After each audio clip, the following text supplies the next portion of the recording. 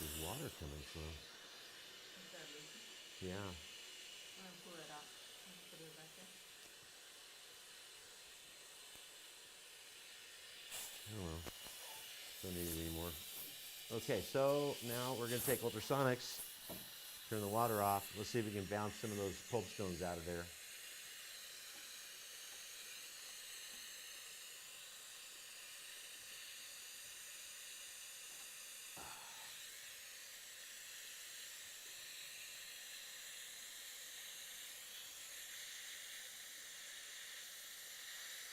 Okay, so when we look at this, look at the different colors here. Can you tell the difference between the pulp stone and the canal wall? The canal wall is lighter colored. Well, you can see that there's an edge around it where there's a little tissue. I'm going to start off by going around the perimeter of it and seeing if I can't pop some of these out of here. There's the palatal orifice. Yes, it is.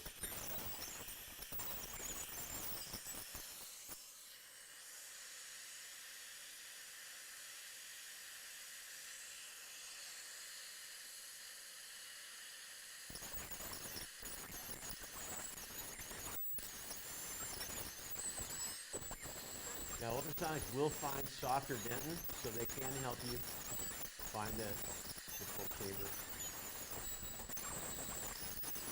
Now, let's get asked the question, can you perforate with ultrasonics? And the answer is yes, it just takes forever.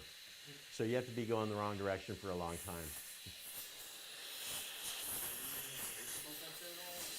time. It's always light because if I push too hard, it doesn't vibrate. Okay, see that dark color there? That's what we're looking for. That's pulp chamber floor most likely.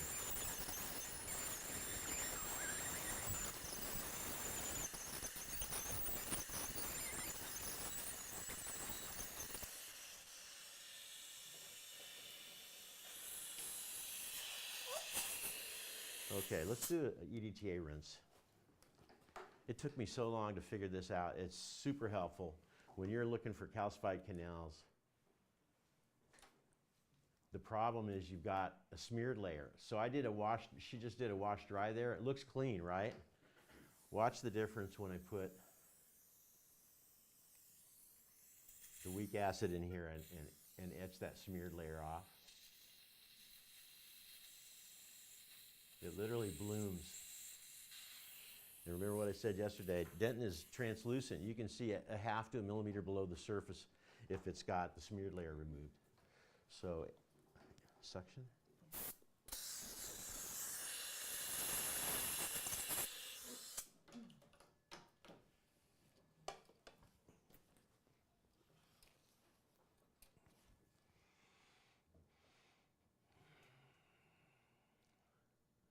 Cool, that's pulp chamber floor, if I'm not mistaken. Let's see if I can get an Explorer into it.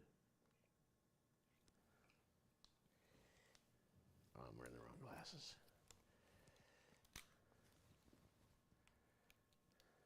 Enjoy your youth.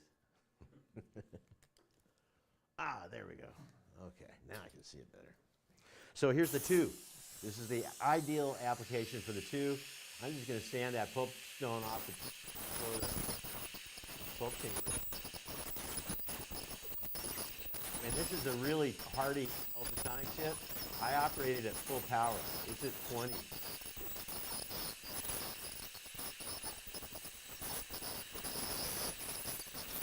Okay, EDTA.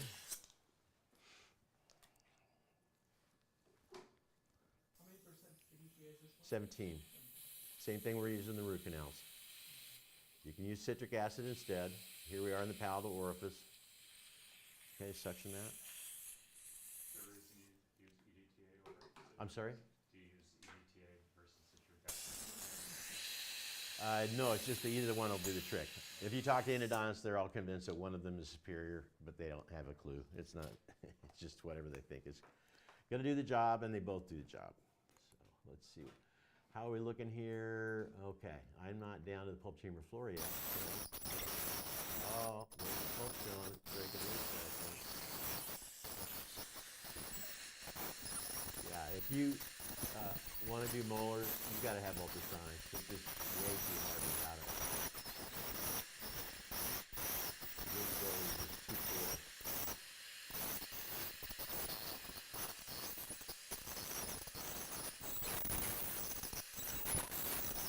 And we do want to get rid of those attached denticles because they can have debris underneath them.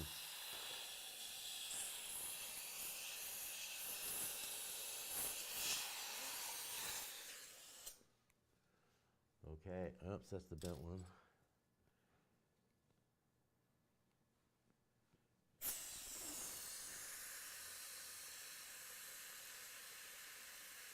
I have a little bit of tug back there. Let's see if the Bent Explorer gets a better purchase on it.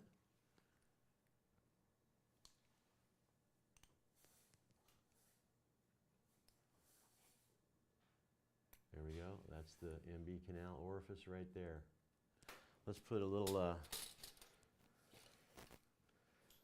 blackjack in there. So I've got my little 17 millimeter 1505 here. It's got a slightly active tip, very slight. It's the only one in the entire series. All the rest of them have that duck-billed, non-cutting tip. This one has a little bit of just a tiniest transition angle, so it will sometimes do a better job in calcified cases. Let's turn to the right for me.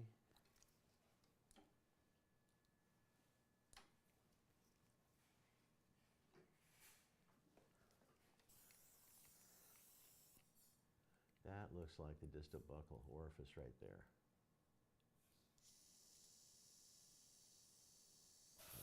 Too high RPM. Is the white behind it just more calcification? Like down behind the distal buccal? That is that light colored dentin. It almost looks like a restoration, but it isn't. And so on the sidewalls, you get differing amounts, differing brightnesses and colors, but not the dark gray. The dark gray is really, you're only going to see it on the pulp chamber floor. Yeah, that's not working. Let's see if I can get it in the MB. So for very tight canals like the MB2 or the distal buccal, you like the blackjack first, then the orifice opener? Yeah, I want to use the blackjack first if I can get it in there. And that is not, oh, there we go. Sweet. Why the blackjack versus the orifice? Because I have a little bit more room. It's not as long, and when I have a 25 millimeter file, most of the file's buried in the root. I'm just working in the pulp chamber, so I need a little bit shorter instrument. Sometimes it's easier to have the longer instrument because you can see around the head of the handpiece, so it's just another option. Open for me. Thank you. And just the shorter is a little stiffer. To get in that. It is slightly stiffer. Slightly stiffer. Yeah. Like the 21 millimeter files. Exactly right. So let's go ahead. Let me see if I can find the distal buccal first.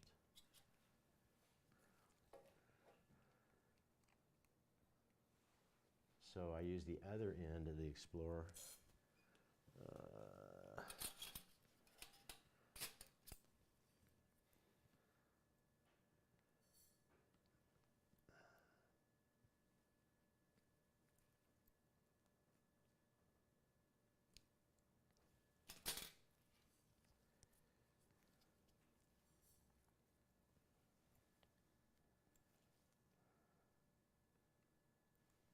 That's the MB. Let's see if we can find it. Okay, can you see the pulp stone there covering the distal buccal? Yeah, you can see all the way around it. Did you hit R, Doctor? Hmm? Did you hit R? I can't hear you. Did you hit R? Oh, I didn't, thank you. We don't have a storage. Chris, are you recording? Yes. Okay. We're good then. Okay, back to ultrasonics.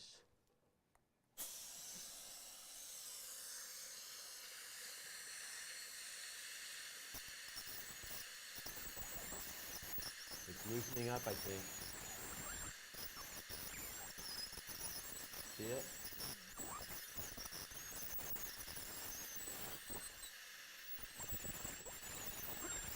Get out of there. There we have it. I believe that's the distal buccal canal. The ultrasonic that you use? The ultrasonic we're using? Yeah. This is same one in the lab. It's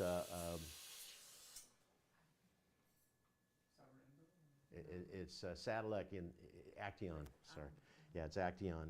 Acteon's the United States version of Sadilek. Sadilek's the French company. They really pioneered using. There it is, the distal buccal, big as life.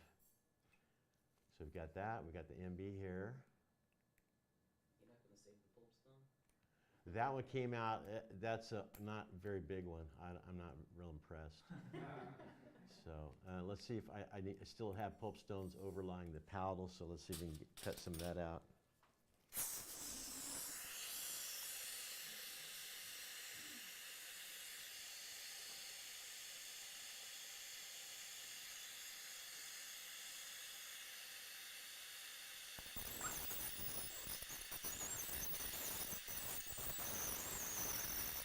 The only thing about ultrasonics that are a problem is it's hell on your mirror. Every time I bring a mirror, it's going to have a little mark on it.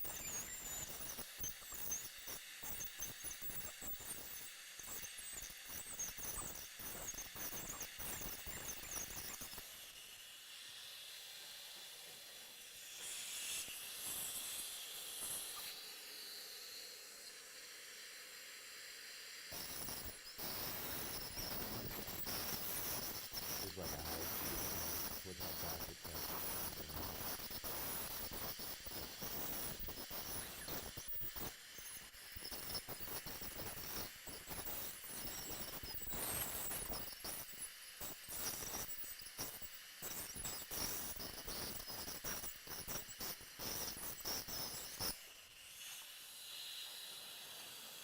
Take some EDTA. And if you have a bigger, do you have a fatter needle for that? Would be easier. Yeah, one of those little 18 gauge, the yellow ones that we put on this guy. Perfect. Hey, rubbernecker. You doing okay? All right. Let's scoot this back a little bit. Open. Do you like the bike? Do you like that bite block? It's pretty comfortable, isn't it? Okay, here we go. Turn to the right. There you go. Perfect. Hold still.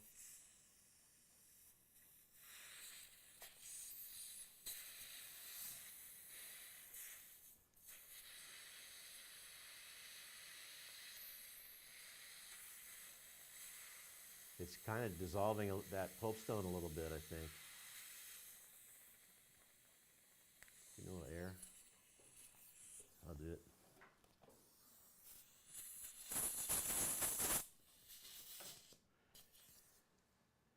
And so we found all the primary canals.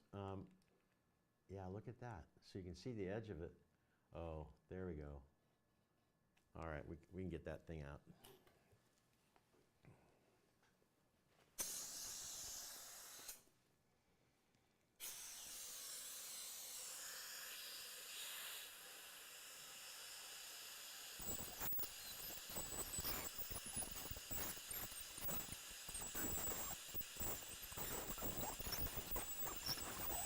Look at that. There's a space underneath there. Ah, that's a keeper. That's a keeper. Do you have the little tiny pliers? The tissue pliers? All right, I can probably get this out. Oh, giant. In addition to the collection? Yep, indeed. And there we go. Now that's a pulp chamber floor. We still have a little bit of calcification by that DB. Let's flick that last little bit off. And we are good to go.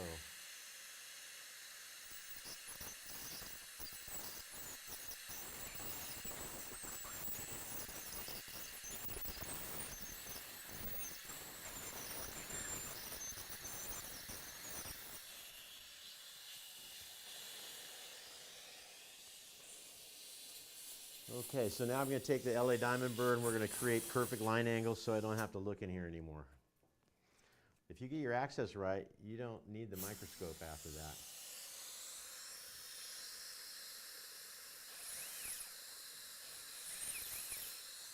Watch. So you saw the advantage of electric, just momentary switching. at that. We got a perfect funnel shape right into that orifice. Let's do the same for the distal buckle. Sorry, it's kind of hard to do the video.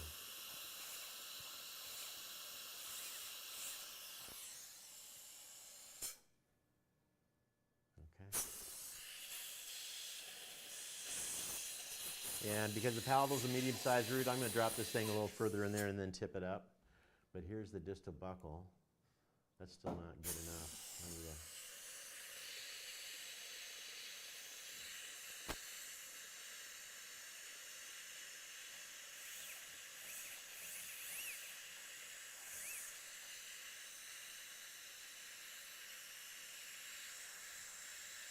I got a little bump right there at the orifice level I don't want to deal with. It won't be a problem with instruments, but when I start fitting cones, I'm going to buckle the cone and be really irritated. And most often when I'm struggling in a case, okay, so that access is looking pretty sweet. Let's get the palatal opened up a little bit.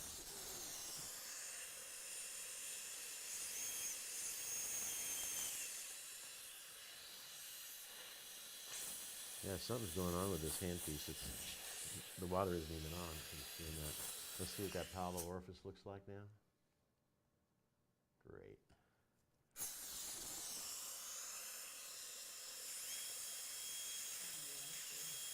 See? What the heck?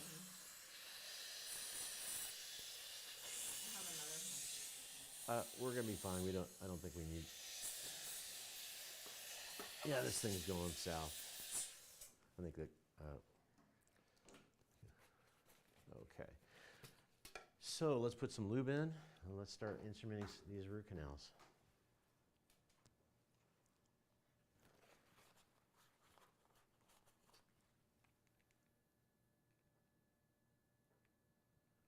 Okay, any questions about the access? All right. Yeah. Okay, so we're going to put the ground lead on her lip. She's going to put the 1503 handpiece or file in. It's at 500 RPM with a 2.0 torque limit. And here's the cool thing, it just starts automatically by itself.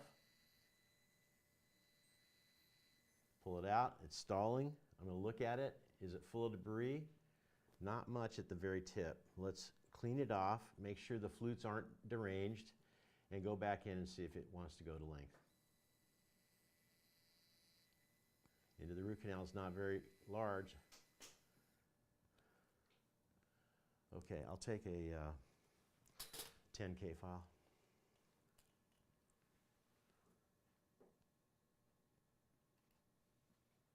So I always have the option of using a hand file with the apex locator in the handpiece, so she'll hold that. I'm watching the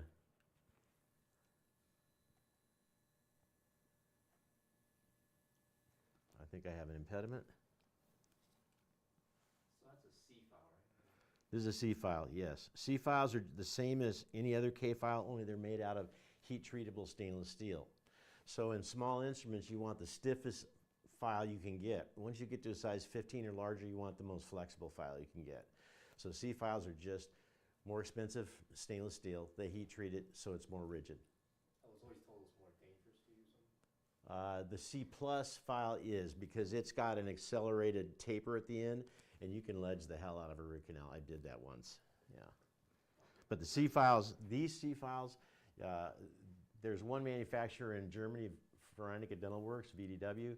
They make all the files for like Premier, Dentsply, Tulsa, Myafur. They make Myafur's K files. And so they're all, you can buy them as C files in the smaller sizes. I don't think they have a C file for 15. Okay, this says I'm long now. So I'm going to back the file up. I'm going to rotate it back. And now I'm right at the 0.5 millimeter mark. Let's look and see where, I don't have a stop on this, but this is the 22 millimeter mark. And I'm about 23 millimeters away. So I'm going to go patent. This has obviously got a really tiny terminus, which is great.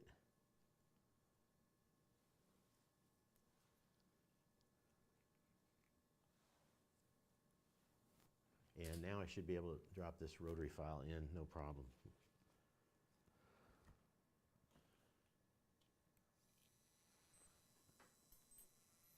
And it just stopped. There's my stop, right exactly at the palatal cuss tip. So our length is 23.5 millimeters. The stop is 1.5 millimeters. It's hubbed up against the latch grip handle, so I know that this is a 25 millimeter file minus 1.5 millimeters. Then I'm going to put my finger in here and just give it a little crowbar action to pull it out again. And we're ready to go into the MB1. Pardon? The 23.5 millimeters? 23.5 for the, Was that the D count? that was the DB. And your reference point? Reference point's the palatal cuss tip. Okay, there's the MB, stopping right at length. Let's reference that one to the MB cusp tip. That's usually, I'm going to usually reference the MB1 to the MB cusp tip. The DB and palatal are always referenced in nearly every case. Nothing's always, but 99% of the time I'm going to be referencing those to the palatal cusp tip because that's where the files, the handles of the files hang out. So I'm pulling this out now. We're going to measure it. I've got my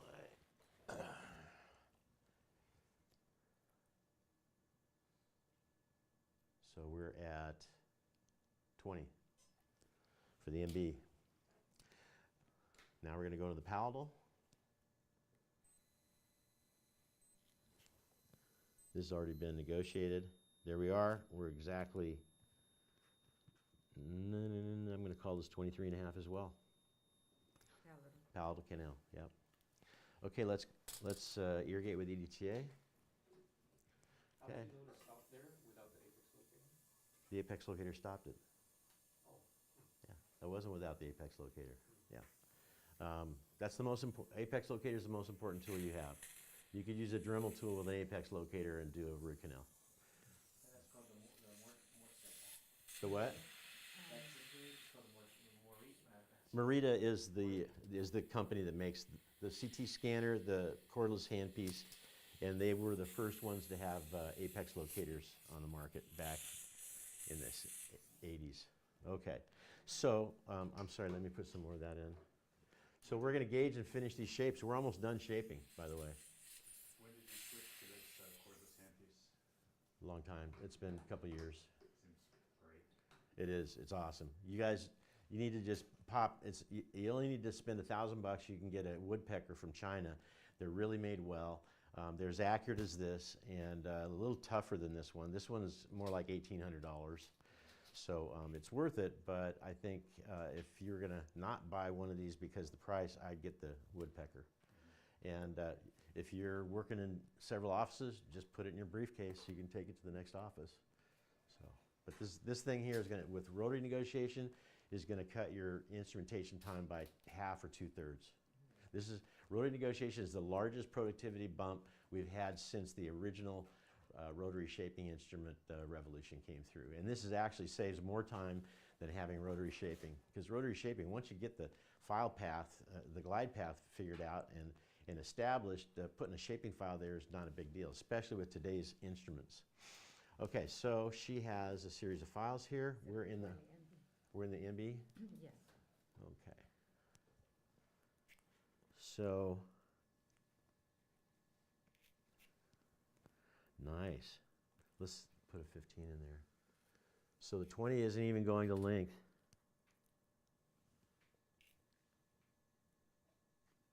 I think I need to cut my MB line angle back a little bit better. Here we go.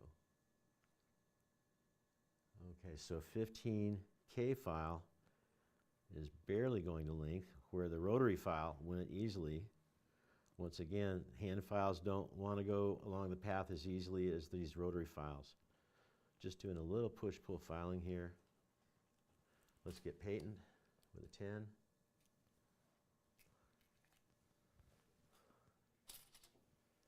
So when you're going down, just watch lighting a little bit, right? I'm sorry? You're watch lighting a little bit to go down. Yeah, I am. Yeah. I'm going to bump this access back a little bit further. My line angle is irritating me. Usually I find out that my access is inadequate when it's time to fit cones.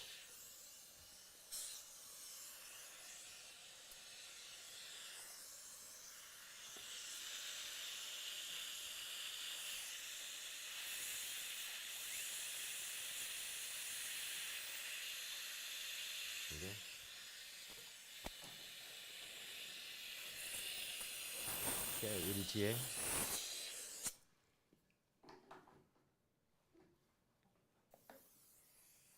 This is going to be such a nice tooth when we get done. Okay, now open for me. Thank you.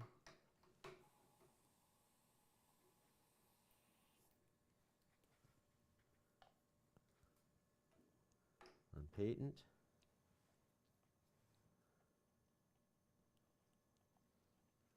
Okay, let's see what happens with the 20.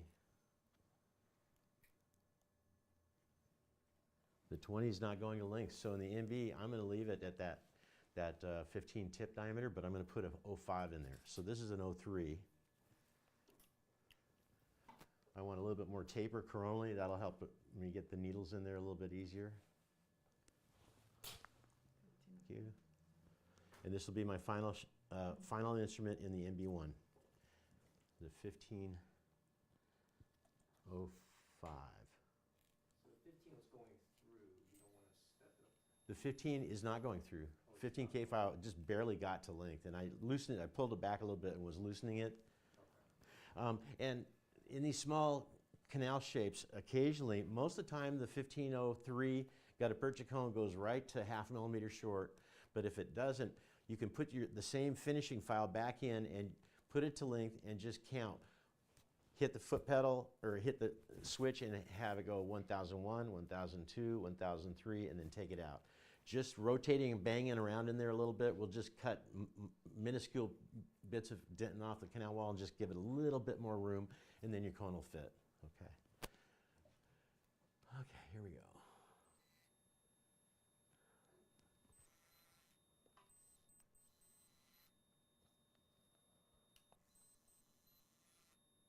Okay, we're right at length. That is it. Here's the cut dent and debris. You can see there's a little pulp tissue on there, and that's right in the middle of the file.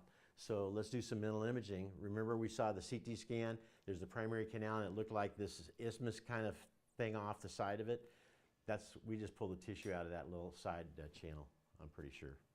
Okay, so we're done with that one. Let's gauge the distal buccal. Did you want to see debris at the end of that file? I'm sorry? Did you want to see debris at the end of that file? Did I want to see? Debris at the end of that file. Not necessary because I did the tactile gauging with the K files. Okay. One of the problems with seeing the debris is when you're using a lubricant, which is critical, it's harder to see where the debris is. Suction? So does that apex rotator and the weight testing, they both just stop once you get the apex? Yeah. Yeah, it is like boom. You got a program to stop. Okay, distal buccal canal, 23.5 millimeters. Yeah, look at that. So watch winding, a little push-pull filing here. I think we're going to have the same size, same canal prep size here as we did in the MB1, or MB I should say. Quick question. Yeah, So when would you consider balance force technique versus just stopping right there at file size? great question. So we're going to go over the balance force technique, but it's the most effective way you can use a K file. And basically, we're going to thread the file less than a quarter turn in. We're going to reset our hands, grab the file, push on it firmly, and rotate a full 360 degrees in the opposite direction. What that does is it builds up spring force in the file, and then it cuts through. You'll feel a little click, click sound. That is especially good if I have a canal that's curved and I can't get my rotary file to go around there. I'll just balance force of 15 and a 20 there, and then my 20 shaping rotary file will go there. Yeah. So it's a great get out of jail card, get out of jail free card. Okay, so let's gauge. That was the dB. Let's see what the 20 does in the dB. Yeah, 20 stepping. No, 20 is going to length. Oh, okay, cool. Let's see what the 25 does. 25 is about a millimeter short. Okay, so I'm going to get patent with a 15, and we're going to put a 20.05 to lengthen this canal. There we are in patent.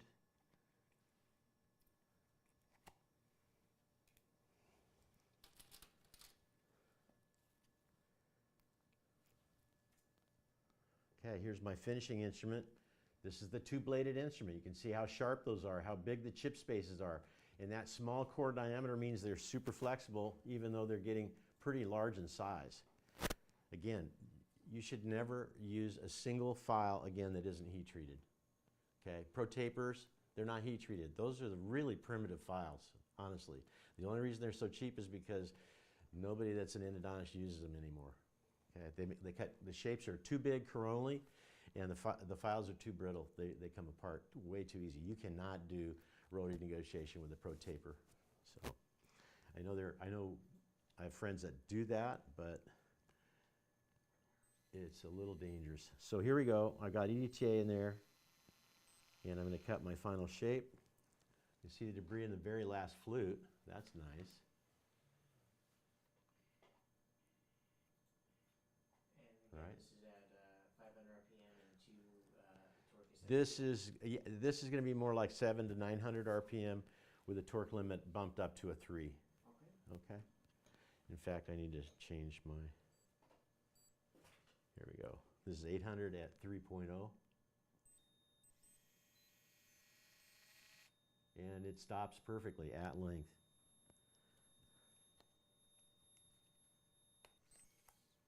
Okay. And the alternative is you can have it back up when you get to length, but that's really not, I don't think that's what you want to do. Because you're going to dump all the debris that's loaded up in the flute space, you're going to dump it right out into the apical third of the canal. Okay, so now I'm going to get patent again. Here's my 15. Now it's smoother because I've enlarged the canal a little bit. Great, easily patent. Here's the 20. This should slip to length and stop. It does. This is at 23 and a half. And the 25 should step back. It does. It steps back about 3/4 of a millimeter from the palatal cusp. So what's the last act with the file in every canal? Patency file. In the presence of EDTA, drop a patency file through there one last time, and then we're not going to touch that canal with another file. If I touch it with the file even to gauge, I'm going to create a smeared layer again. So we're trying to get rid of that, not build it back up again. Here we go, slipping through the terminus, at least a millimeter. Because you need to be able to fit your cone out the end of the root canal, usually. Okay, that's good. We're now ready to go into the palatal. And you're just gauging the length from the mark on the file. Well, the distal buckle's 23 and a half, so that's just peg the stop, which is a millimeter and a half, peg the stop up at the handle, and that's exactly 23 and a half. But the rings are great too. Like you're telling that you know that you're patent just by the length that you're. Yeah. It's not hooked up. It's not the apex locator. No, I don't use the apex locator for patency. I just know that my length is 23 and a half, and I want that 15K file to drop to 24 and a half. Right. Okay, let's gauge the palatal canal. We're almost done with instrumentation. Here's the 20. What was our length there? 23 and a half? Yes. Okay. We're painting with a 20.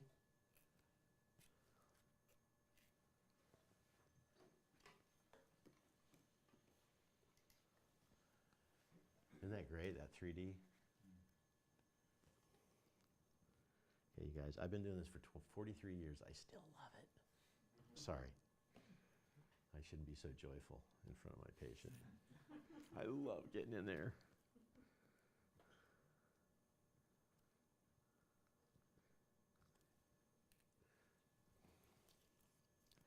Okay, I'm going to put a 2505 to lengthen this canal.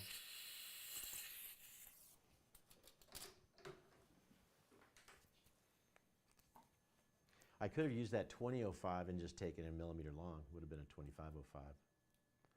But we'll do it. This way I can have the apex locator working for me, which is nice. So here we go.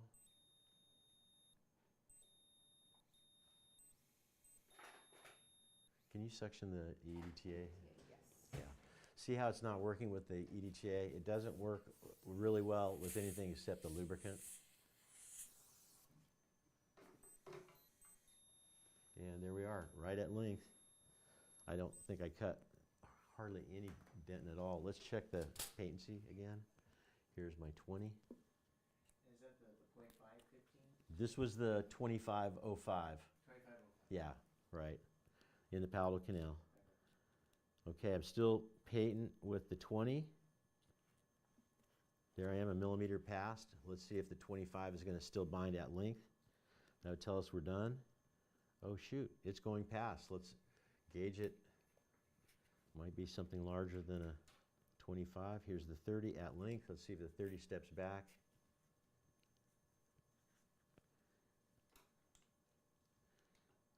No, not much. Let's see what happens with the 40.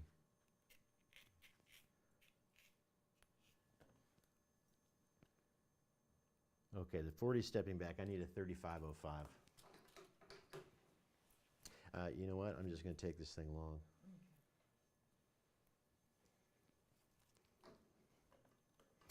And take the apex locator off.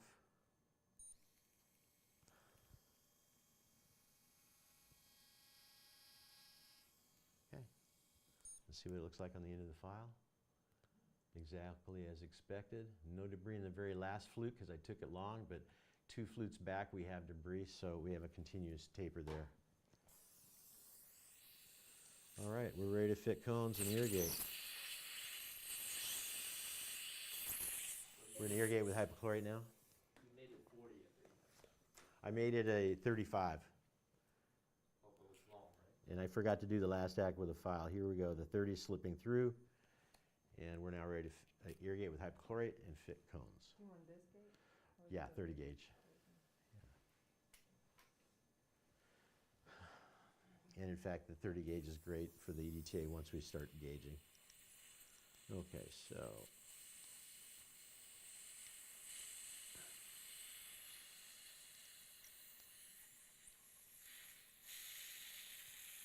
Okay, this is 8% hypochlorite.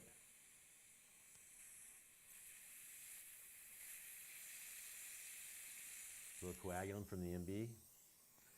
Okay, so let's fit cones. I have hypochlorite in there. As I'm fitting cones, I'm exchanging fresh for used up solution. So you need the 2505 for the Buffalo and Easy Buffalo, and 3505 in the palatal. 3505 in the power. Right, and I have 1505 in the distal buckle. Oh, okay, Yeah. right, Distal buckle usually has the smallest terminus. gotcha. Smaller than the MB1 anyway. It's okay to fit cones when sodium hypochlorite is in there, and then later on you're gonna use sealer. No issues with the cone wise, like using them throughout with the sodium hypochlorite and the sealer. I don't know what kind of issue. No, I'm just saying. Oh, no, I'm gonna do a final rinse of EDTA before I fill.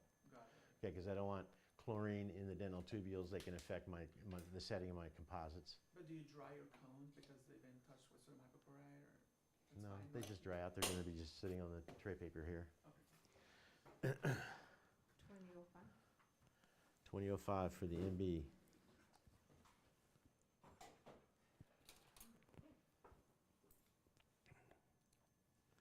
This is an 03, I believe. Oh, no. 1505. Oh, you're right. You're right. You're right.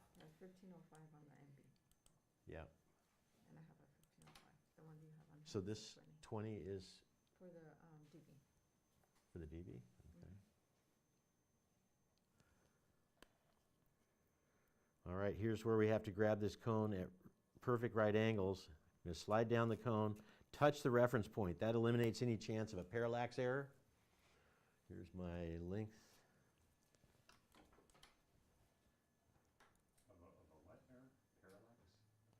Yeah, if I'm looking at an angle, Oh, okay. I see what you're saying. if I'm not looking exactly straight across the gutta percha cone at right angles, then I'm not going to be accurate. And since we're not fitting by tip size, terminal diameter, we're fitting by length, it matters.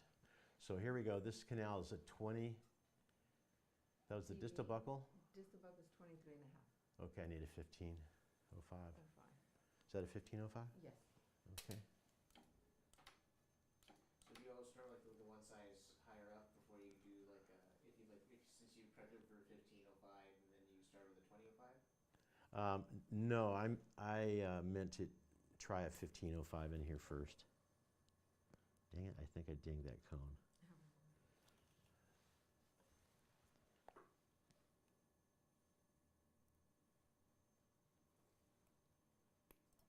Okay, so the canal is 23 and a half millimeters long.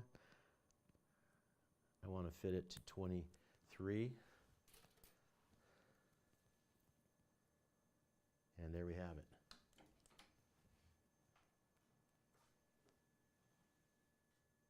We're exactly half millimeter shy. So that goes over there. We're cone fit in the DB. MB, Do you need a 20? I need a 2005 for the MB.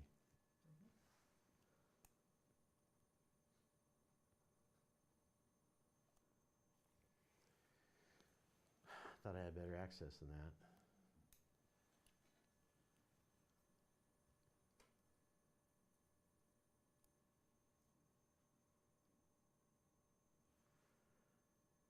Can I have a 1503? You want a 1503? This is not getting, I don't think I'm even close on this thing. Do you want a 1505 or 03? A 1505?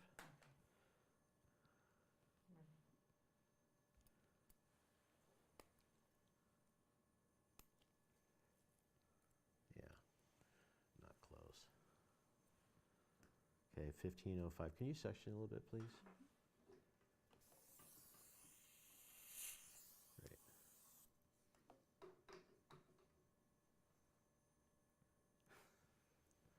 What is, can I have an orifice wider? Really irritating me. Usually do that. Have EDTA, please. EDT? There we go.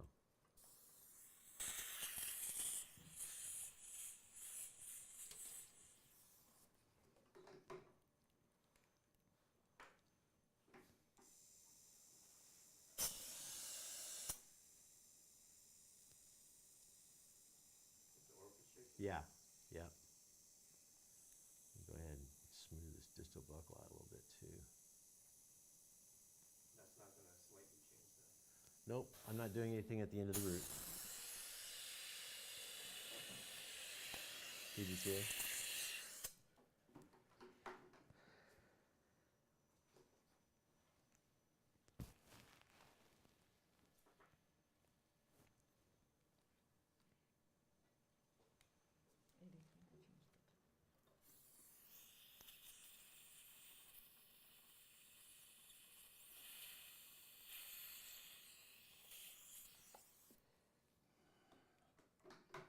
Okay, let me try to fit a cone.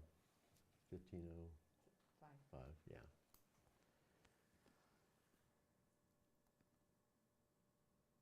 There we go. That's the way it's supposed to go. And have a 1503 on standby. MB link's 20. Yes. Yeah, we're having trouble getting there. So let's try an 03. So I can cut an 05 shape and fit an 03 cone into it. That's not an issue.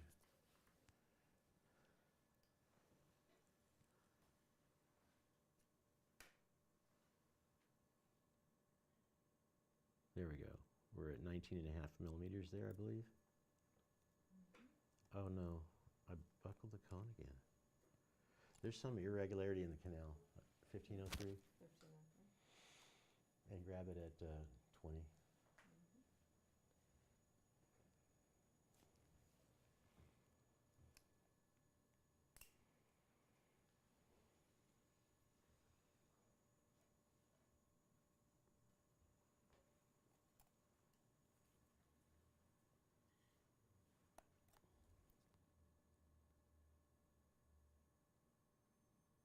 Okay, that's going to work. And 3505 for the paddle. Clip it at 23 and a half, you kid. 23 and a half. I'm sorry, 23. How you doing? Great. We're more than halfway done.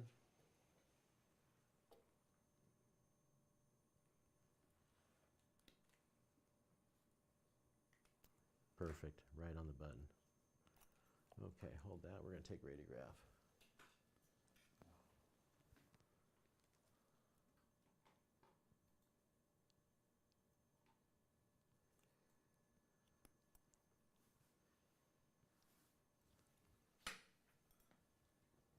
Locking pliers. You want your cones all sitting there, not rolling around in your tray paper and getting mixed up. That will make your obturation way more difficult. This gutter perch cone is so small.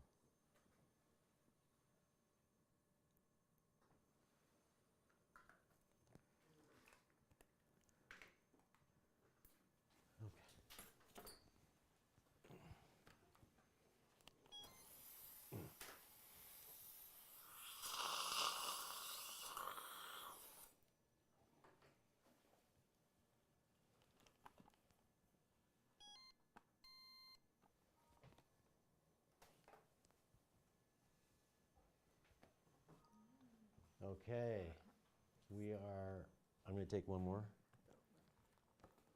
Hold still.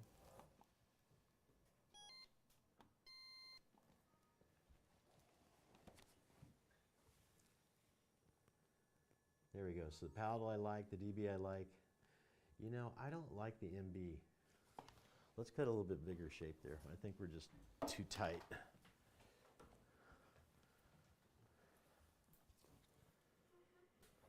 Any tips on getting the paddle root on the X-ray? Yeah, I just took a higher view. Just angled it up. Sorry.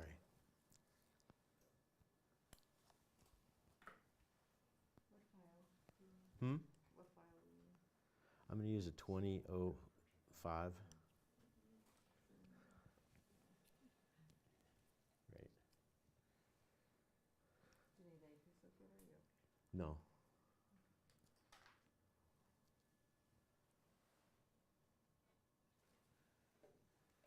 EDTA?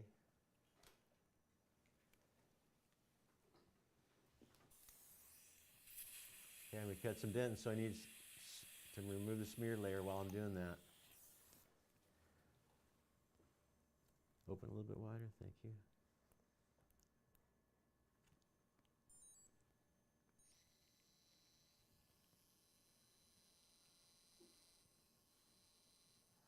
This is at 500 RPM, okay. I'm gonna up it to 800 because I want it to just lightly enlarge a little bit there.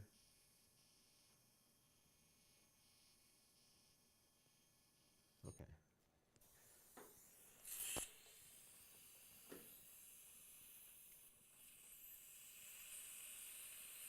Okay, last act with a file. I'm going to drop a 20 through there.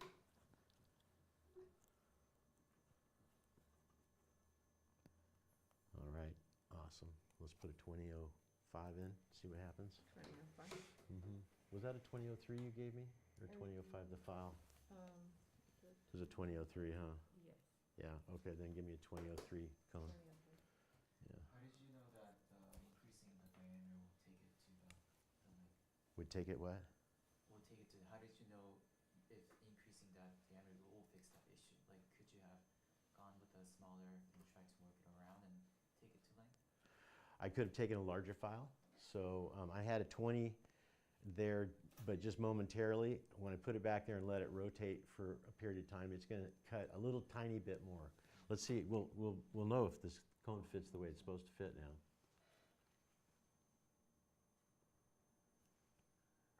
Oh, outstanding. We're at almost, I think we're at 20.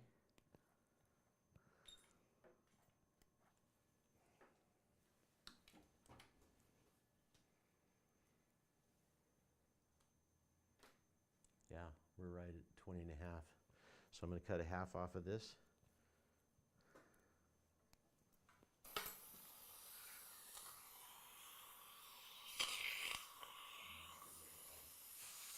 Yeah, you know you've hit middle age when you use a magnification to look at your millimeter gauge. Yeah, just give it up, get some reading glasses. There we go. Okay, so that's how you cut a 1/2 millimeter off.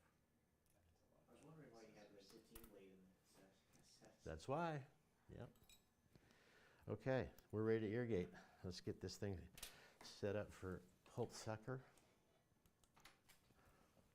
So originally it was cut at 15, now you stepped up to 20.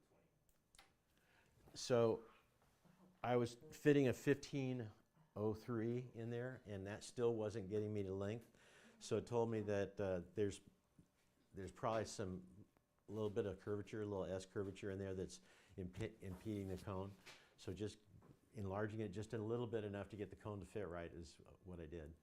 But the original finishing call you used was a 15. The original was 1505. Okay. Yep, and I couldn't fit it even with a 1503, so I put a 2003 up there. Okay, so we're going to scrub this way.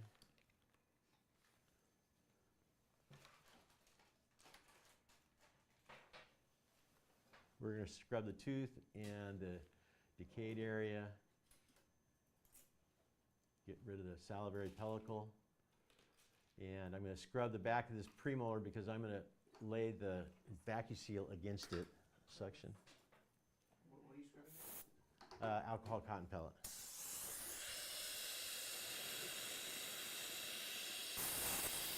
And I've got to get it super dry now.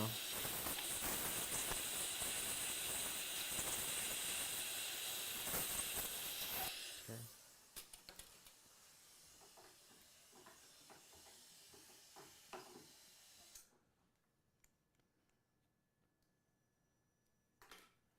Notice how hypochlorate's hemostatic? So you don't use like Orasil or anything like that? Orasil or anything like that? This is the equivalent. Oh, I see. Okay. Yeah. I mean, I usually put it at the beginning of the. Yes, if I had trouble, especially if it's a mandibular. Do you have the light there already? Yes. I like the black plastic tip better. The black plastic tip. Yeah. Light that for me. Okay. The one that goes for this one. Okay. The corn. The one that comes with the section for this.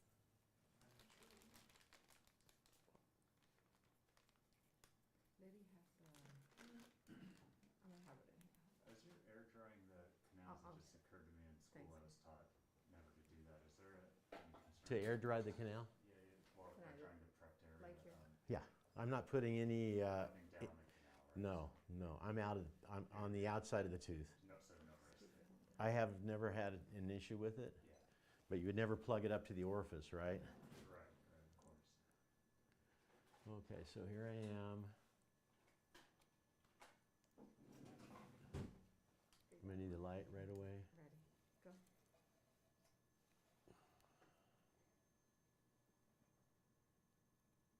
Okay. We got it. Did you find it? Yeah, I'm gonna look for that too. Okay. So let's see here. So there's the mesial wall recreated. I'm going to build it up a little bit more here.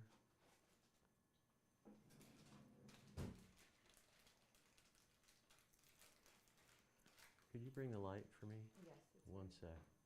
I'm ready. And here's the tip. Yep.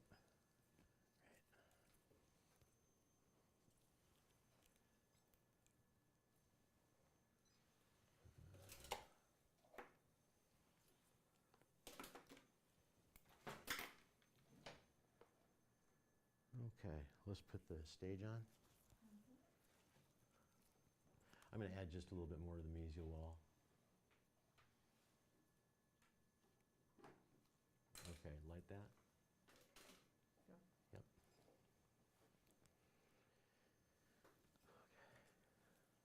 All right, so here's the stage. Here's the placement tool.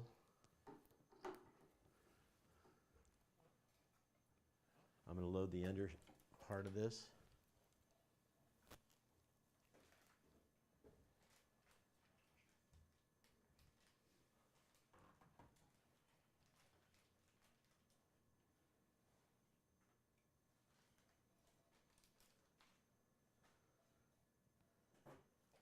All right.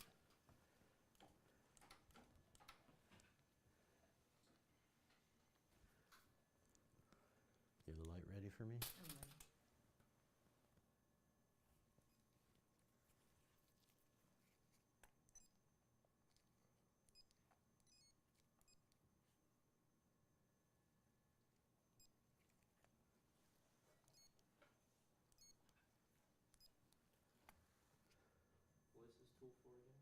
I'm sorry? What is this tool for again? This is the stage. This is going to seal the tooth up so we can apply a vacuum to the pulp chamber. Okay, hold that. Here comes the placement tool. Now we're going to light cure through the center here.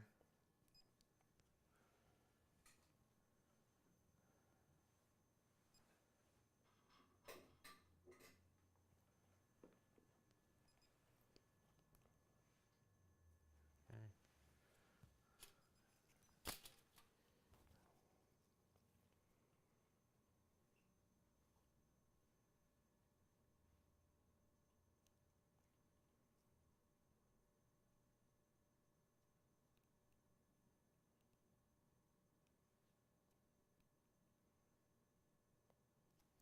Like that.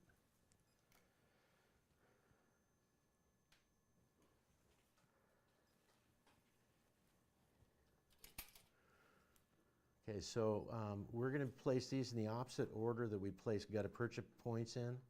Gutta-percha points, usually I'm putting the distal buckle in first, then the palatal, then the MB2, and then the MB1 last, because I've got the line angle to help me. In this case, I need to put the mesial ones in first, and then go for the distal buckle and the palatal. So, hold this. Behind the nomad. The nomad. Pardon? Behind the nomad. Behind the nomad. Oh, yeah.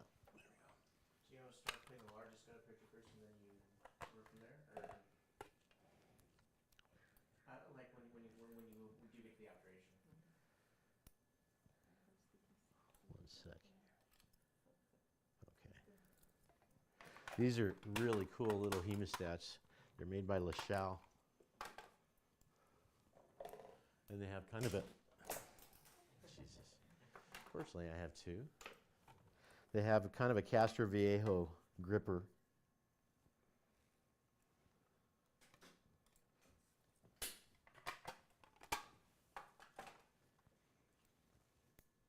You just click it right here. So,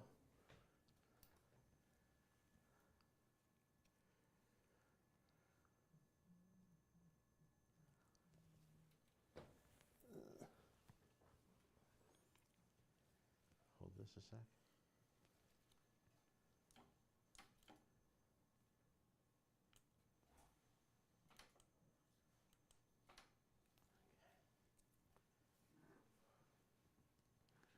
This is probably the trickiest part of the deal. Are we getting?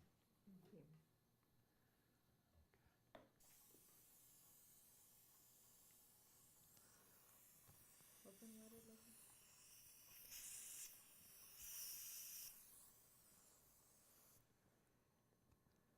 Okay, let's tack that.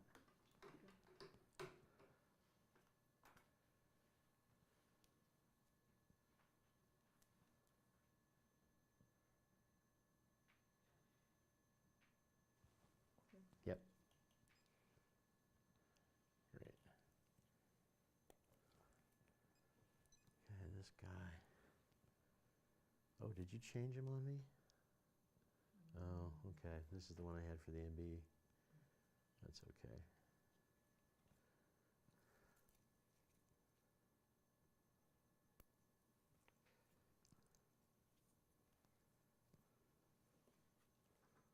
How do I do this?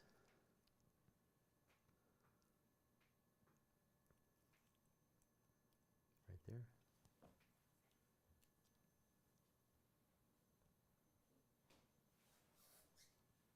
Okay.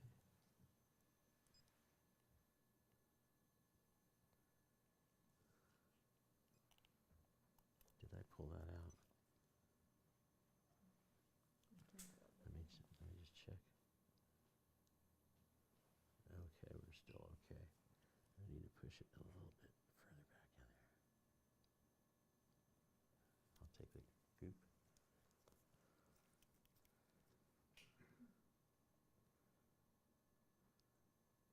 Okay.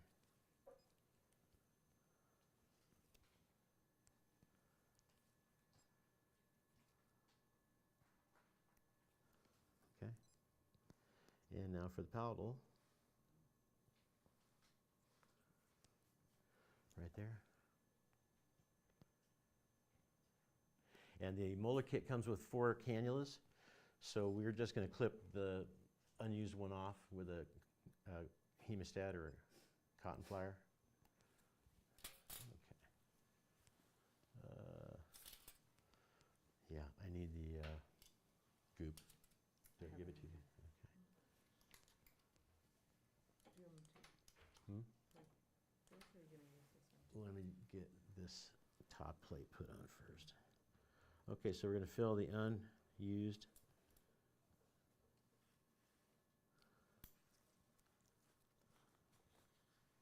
needles. Make sure you get around the needles. Usually I end up with a little bit of a leak on the underneath side. Okay, like that.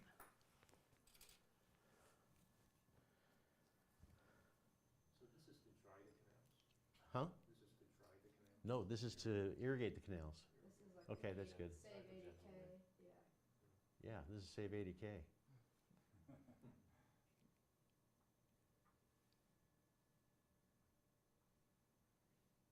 do with your gentle light machine? I gave it back to them.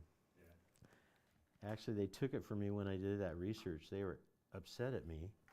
they took it from you. They took it from me. It was a loaner. But supposedly they're supposed to approve every research bit done, and that's like kind of antithetical to the concept of an independent researcher, right? So I said, nuts to you, I'm just going to do it. And then they took it back, and that's okay. But the fun thing is they waited a year, and now they put all the changes in the G4 that I suggested back when I did the research. They have a button for extra time. You can switch the EDTA and the hypochlorite cycles. Okay, back up.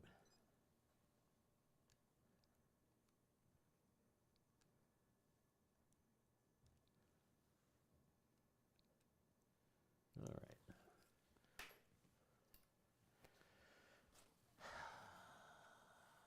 Hemostat is, okay, you already got that clipped off? Cool.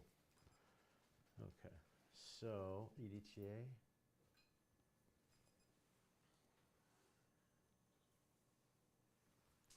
I'm going to put the EDTA in the middle stem here. This is the fluid flow valve.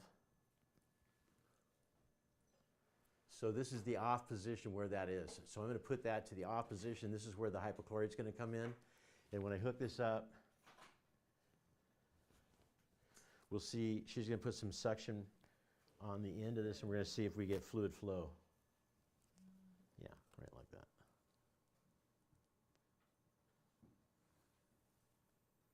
Okay, hit it. Is it on? Here we go. I have fluid flow in all 3. Look at that. Oh wait, let me widen the view here.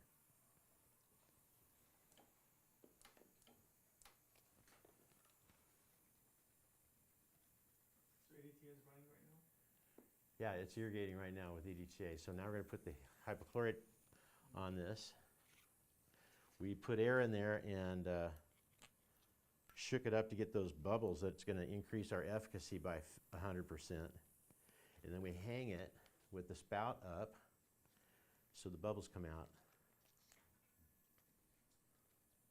Is there any issue with you've got 3 lines running with EDTA, is there any issue with the manifold not distributing the fluid at the same? That's why I want the bubbles coming through here. Wait till okay, when I have the bubbles in there, I can tell that if I have fluid flow in all the canals. Yeah, see, so I'm seeing these 2 for sure. This guy here could be a little bit better. If I want to improve that, I can push a little bit more EDTA through. There we go, now they're all open and they're all operating. Okay, so irrigation is happening. Let's go in the lab. See you later. So unlike Gentle Wave, it takes me 3 to 5 minutes to create their platform, and then I have to hang on to the handpiece for 8 minutes during the cycles. This takes me maybe 5 minutes to set up, and then we're done. We're out of here.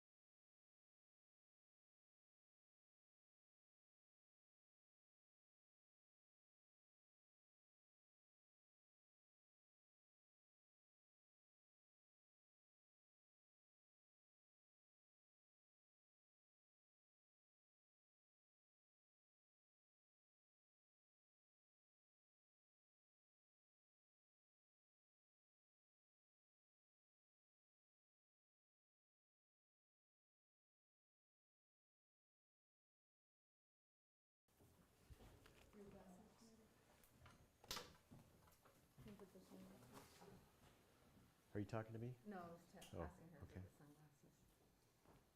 Is this how you do it, huh? Yeah. Drying. Great.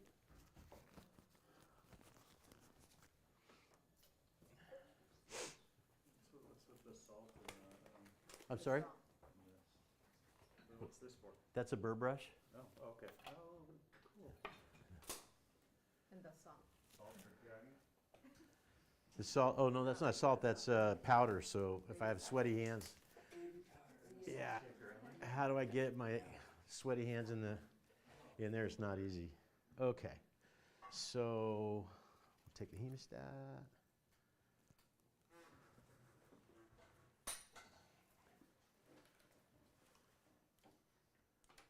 And taking it off is usually very simple.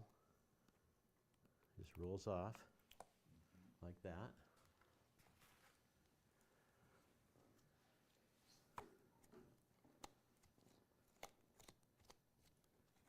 Let's take a look in there. It always looks so clean. Now we're having a little bleeding from there. Do you have some hemostatic? Yes.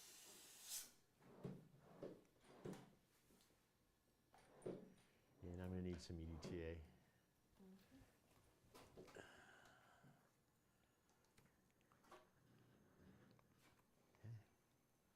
Okay, we're almost done. Hemostatic in a paper plane, or I'm sorry? do you need the hemostatic? No, I need it on that for the interproximal area. Okay, so we just use those little fuzzy tip needles. Is this 30% ferric sulfate Usually it's or 17%? It's 30? 17. Okay, we need 30 because the 17 takes too long. But you just scrub the tissues that are bleeding.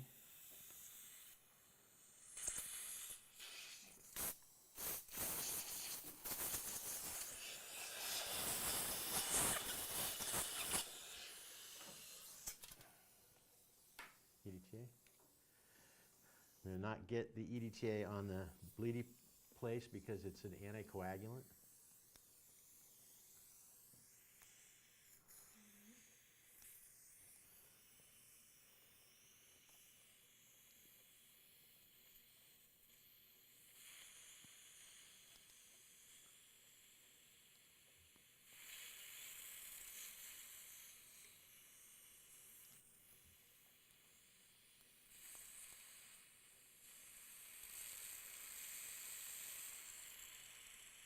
Okay.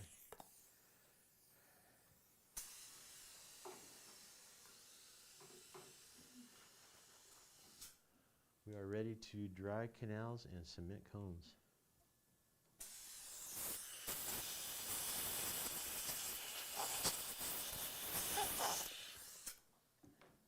So you irrigated with EDTA for how long and sodium hypochlorite for how long? The hypochlorite was to empty the bag, so that was about 15, 20 minutes.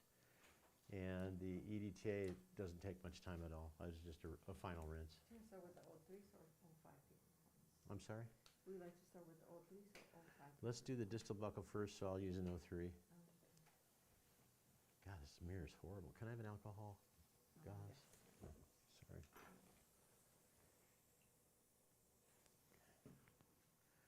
Yeah, I really ding this mirror up with the ultrasonics.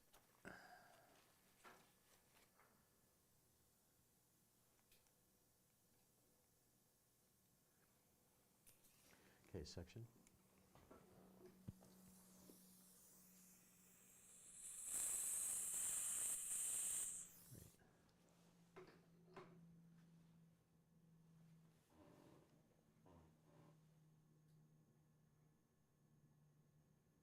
Well, that's not doing us much good.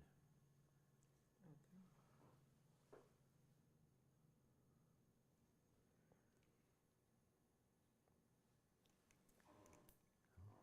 Keep going. I might need some ferric sulfate on one of these. Let's see how this goes. Oh, good. It's not going to keep bleeding. Okay, I'll need the sealer. Okay, you see just the bare tip of it is wet. That's the part that slips through the end of the root canal. So you can use paper points to get one last length confirmation.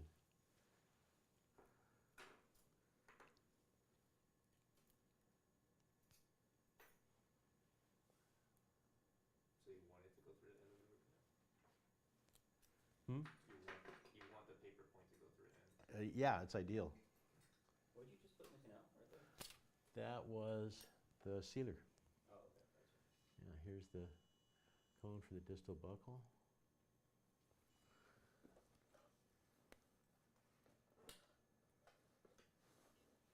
Okay. 7. Yeah.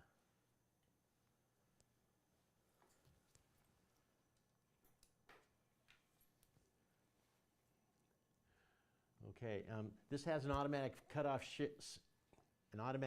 switch at 4 seconds. 1001, 1002, 1003, 1004, and it just stops.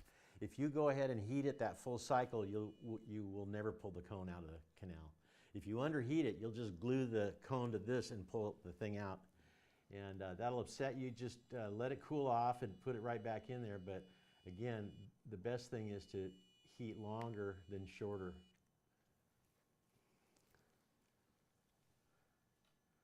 Go ahead, grab that. I do not want to pull that thing out.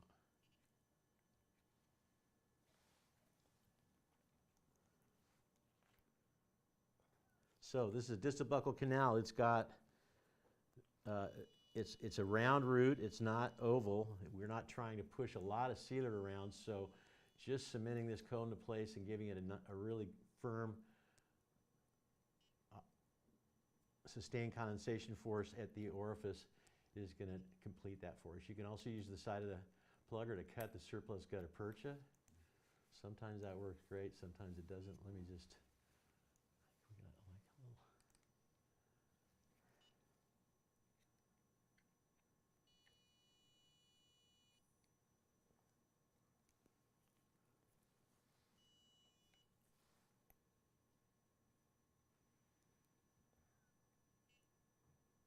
And I don't want gutta percha in the pulp chamber. I want just bonded composite material. So I'm going to flatten the gutta percha right at the orifice. Let's go ahead and dry the palatal canal. 3505 paper. Yep.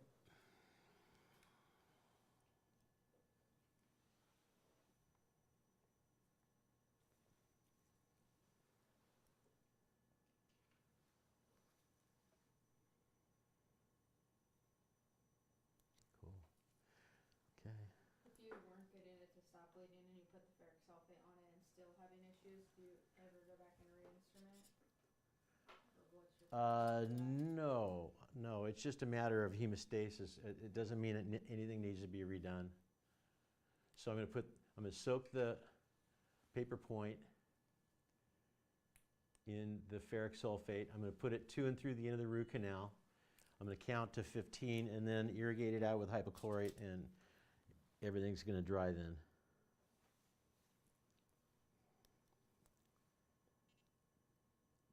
Okay, don't pump the gutta percha cones back and forth a lot. I might have even done it one too many times, but this is the one that's about 3/4 short, so I want to make sure I move a little bit of sealer ahead of it. And you want to be at an angle across the gutta percha cone, not in line with it. Okay? It didn't come out. The gutta percha cone's still in there.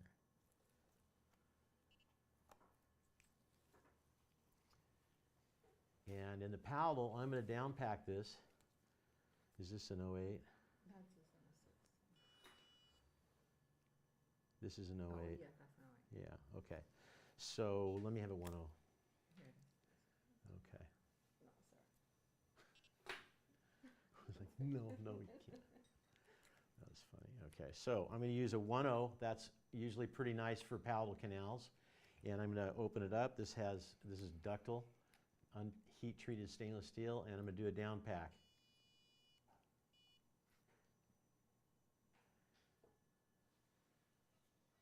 I heard one beep, that's 5 seconds. So after I let my finger off the button, it counts. 2 beeps is 10 seconds. I push apically break it loose, tease the plugger out. If I don't want to just pull it out because I might dislodge the gutta percha cone. That's definitely not what we're trying to do here. And so now I can add sealer to the backfill space that I created. Somewhere there.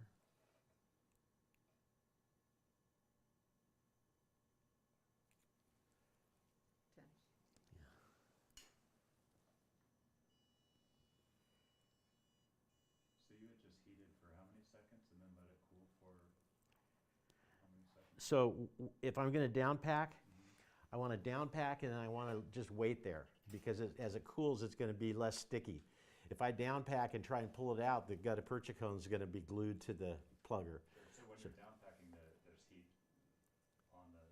Yes, it's Yeah, so- generating heat. So I put this cold plugger right at the orifice and then I hit the button and bang, it just drops in there. That means there's a bunch of voidy spaces in there that we just filled up. So wait, fingers off the button, it's counting, beep is 5 seconds, beep beep is 10 seconds. I push apically, break it loose, tease it out, sealer in, backfill cone in, condense. Okay.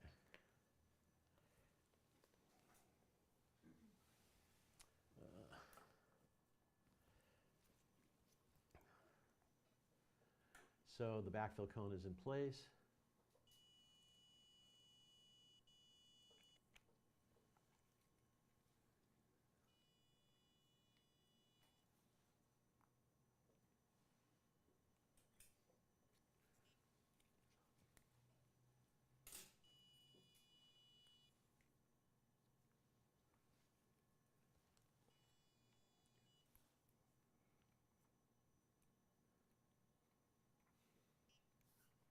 Okay, let's try the EMB.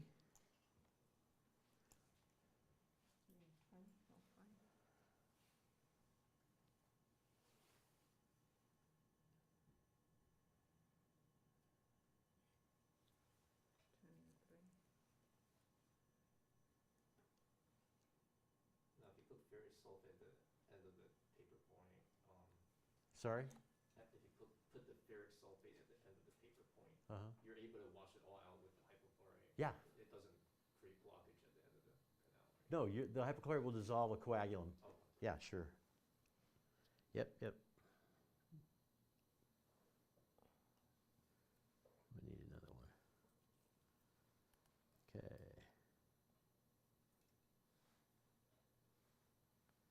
Here you go. Sealer.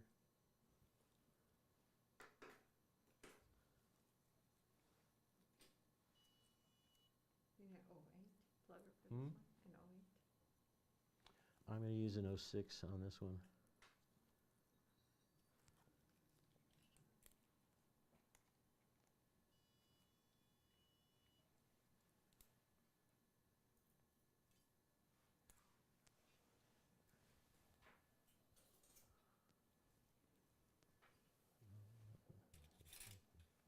What's your protocol if you were to go put the gutta percha in and it wasn't going to your length?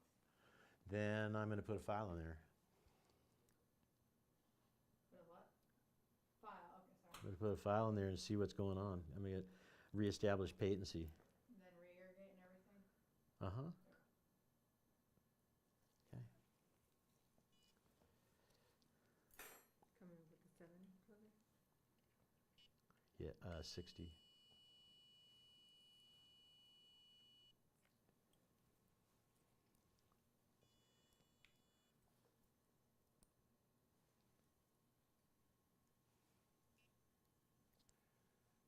I'm going to do a short down pack here. Just because I've got that isthmus I'm worried about. There we go. That was just a 3 millimeter down pack. That's probably all we need to do. Sealer.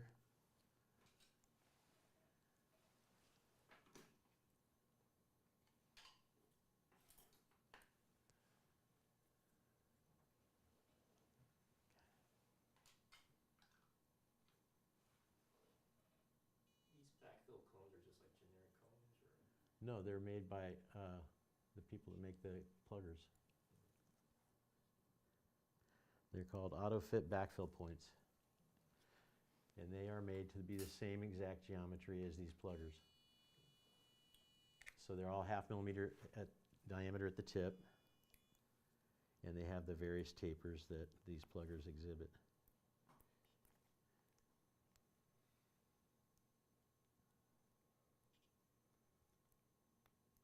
Okay, suction.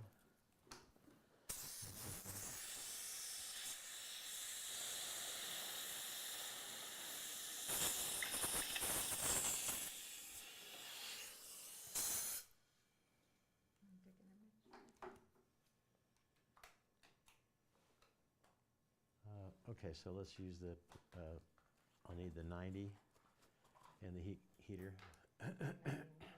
Yeah. Heater first. Okay, I'd like to have less gutta percha right in here.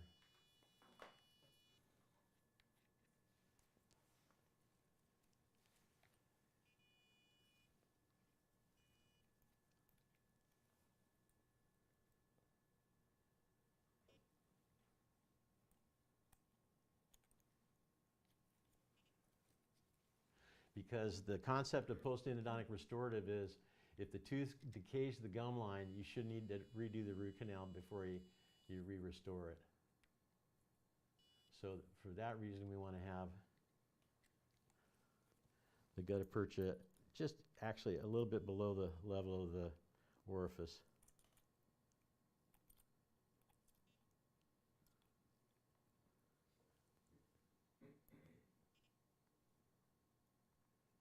And make sure it's real flat so that you don't have a void. There we go, that looks great. How are we doing over here? Distal buckle needs a little bit of work. I think it's just something from the MB fill. Coming back with the 90. 90 is good.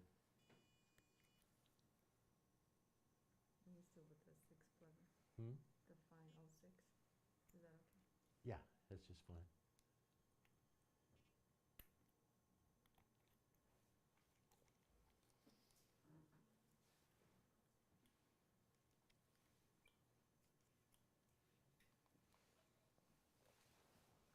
Oh, look, there's a little isthmus there off the distal buckle. Yeah. Isn't that interesting?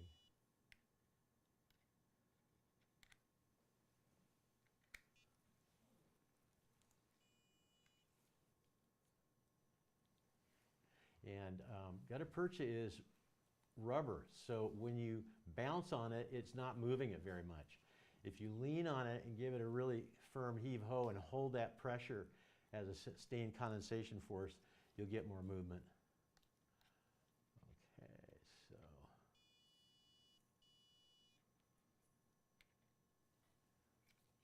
$60.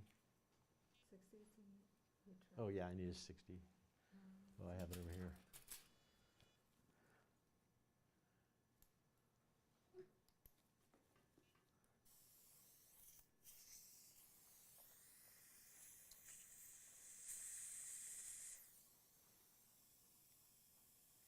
Okay, let's take a radiograph.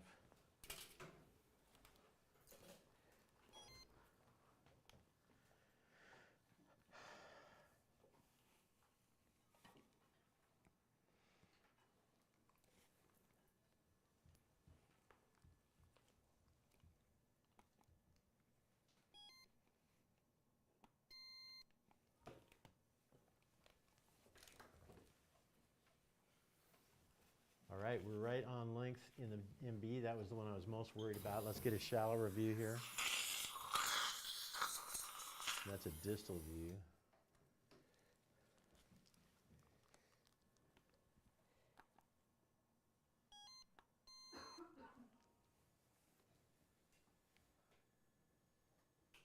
There we go. Dead on. We'll take the CT scan and find out if we have anything coming off the MB, but we're lengthwise turned out just right. You can see the palpable.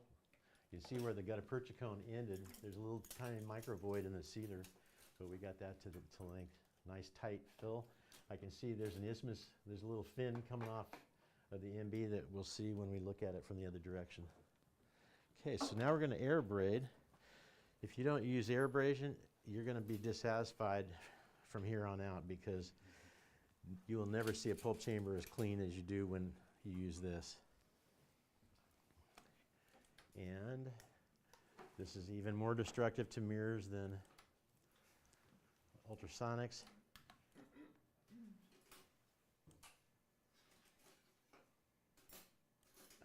God damn it.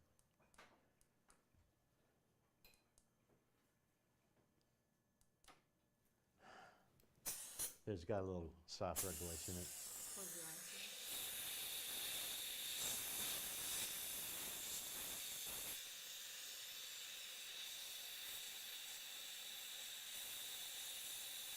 I don't think we're getting much sand out of there.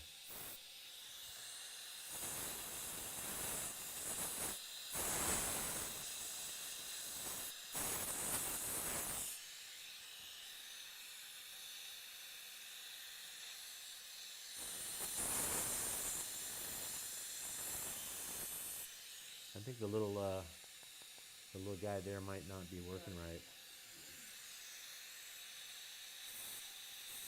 But John Coyce got me turned on to using air abrasion for all the bonding. You don't have to. Yeah, see, that's not working. Does yours get occluded at the tip? Ours are like that.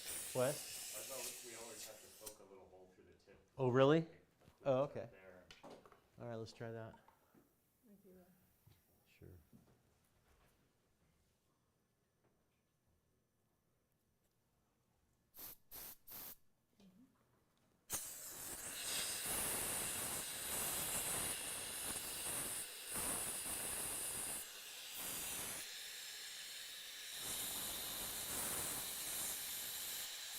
Yeah, we're not getting any sand out of there. Okay, well then I'm not going to restore this. Not without having. Yeah, checking.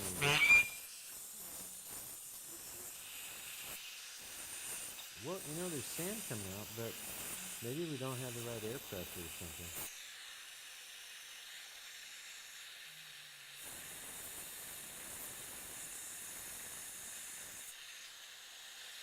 Huh. Give it a wash.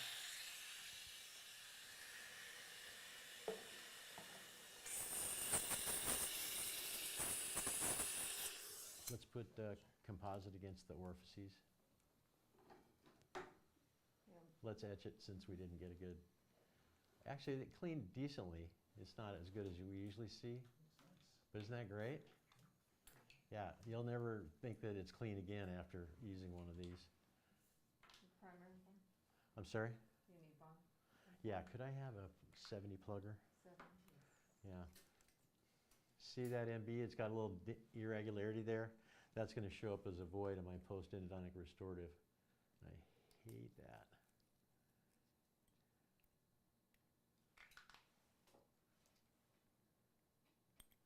There we go. Here's the primer. Did we etch it? I need No, edge. you want to edge Yeah, first? we need edge.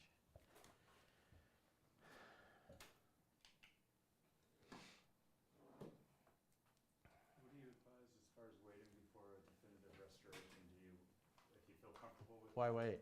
Yeah. Yeah, that's. Okay, the question. You know what happens? You wait until they get recurrent decay, and it fails. Right? Yeah, that used to drive Herb Schiller crazy because all of his colleagues who treated everything short never knew if it was going to work or not. Right? So, are we at a etchant? I only have the porcelain edge. Oh, that'll work.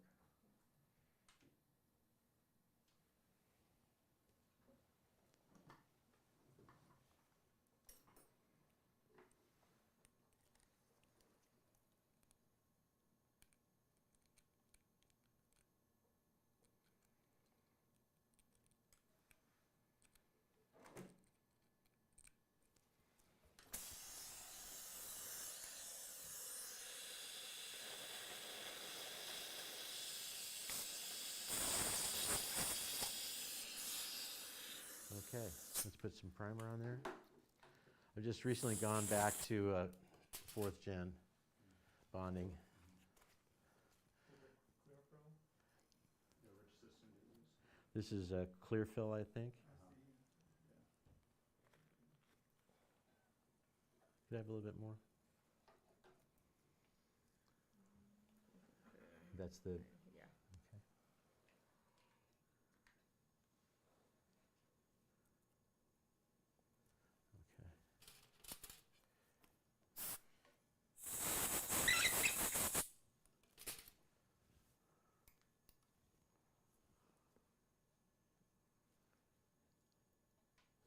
Okay. My friend Daniel Cherney, who did a post-endodontic restorative hands-on clinic at the AAE meeting in LA this last month, he's got a PhD in bonding technology, and he says if you use the primer bonding agent sealer and you prepare it the way he was recommending, go ahead and light it, you can have bond strengths greater than enamel to dentin, which I was shocked about because I'd always been told it's always going to be kind of compromised and it's going to degrade with time. And he said, no, it's just you got to do it right. Yeah.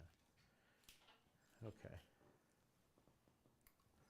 So you use the, Flowable? global anchor, Not that. Not that. not that. Well, no, we'll use that.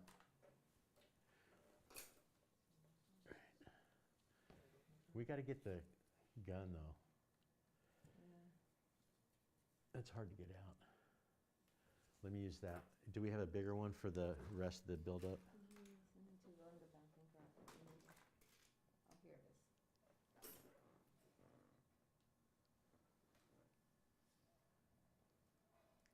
This is Dual Cure Anchor by Vista Apex. One sec. It's really important that you take an explorer around the orifices to get rid of any little air bubbles that might be there. Because nothing looks cooler than no distinction between the two interfaces, the two materials. Okay.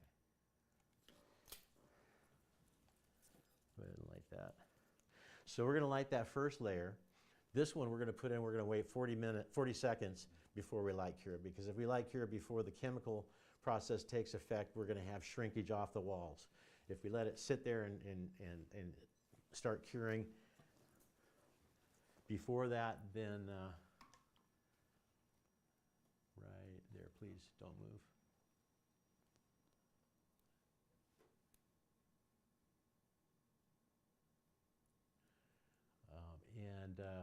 When I'm restoring a tooth that has a ceramic crown, this stuff is awesome because the opaque color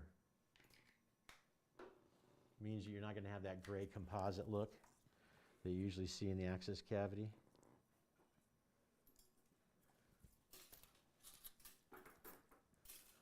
This stuff has kind of a gel consistency that you can fuss with a little bit.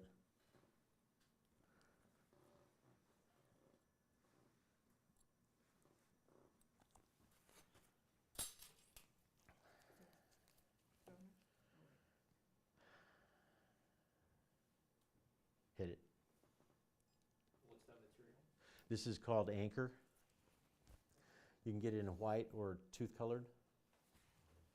Cure's pretty deep. Hmm? Yeah, it's dual cure. It cures all the way to depth.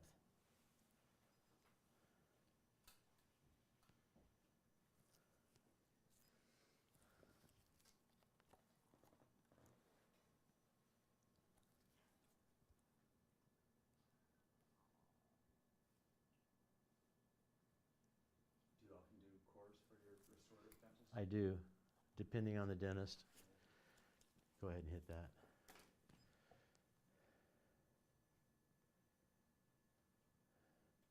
Since your dentist was so nice to open the tooth up for me on emergency, I decided I might as well get him all ready to go with the prep.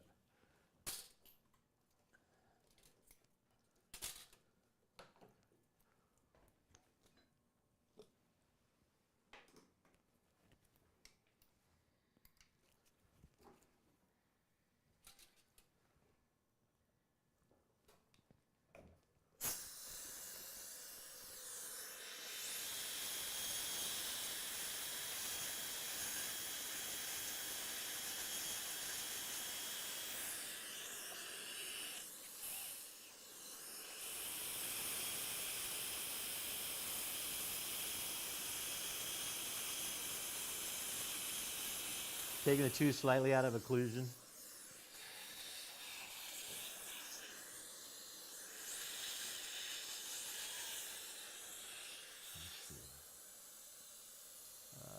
I'm gonna let him break the contact. Make sure it's not high.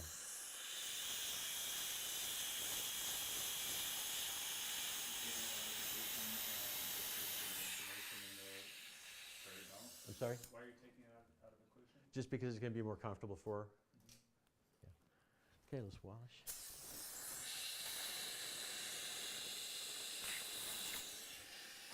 Yeah.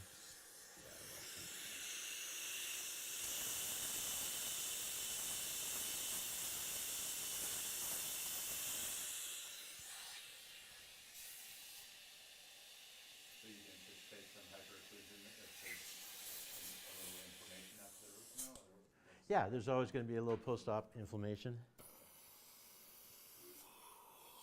Suction.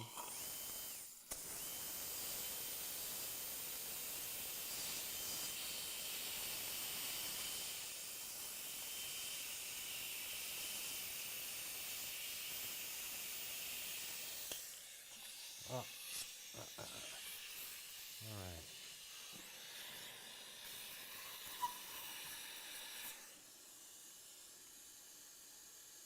There we go. We are good to go.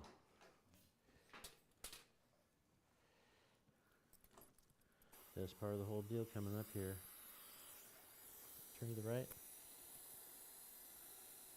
If the tooth was crowned already, would you still reduce the occlusion? No, no, definitely not.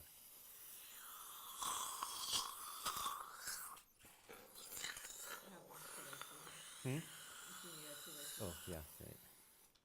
So you leave the contact open. Yeah. She'll have a crown on there in a couple weeks. Better, Yeah, looks yeah. Great. You were awesome. Your public loves you. Okay, so we're gonna go back in the lab. She's gonna get post-op images, both 2D and 3D, and we'll look at them after lunch. Yeah, actually, it's almost lunchtime.